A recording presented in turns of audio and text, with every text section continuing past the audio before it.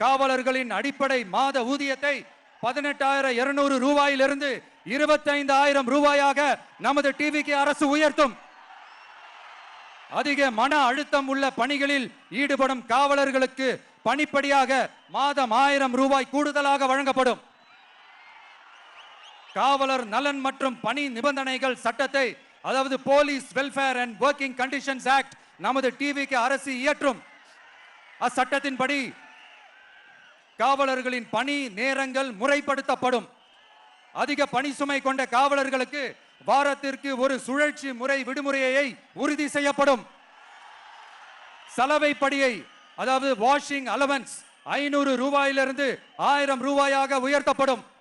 மேலும் மதுரை, கோயம்புத்தூர், திருச்சி, திருநெல்வேலி, சேலம் மற்றும் வேலூர் ஆகிய இடங்களில் காவலர் நல மருத்துவமனைகள் நமது டிவிகே அரசு நிறுவும்.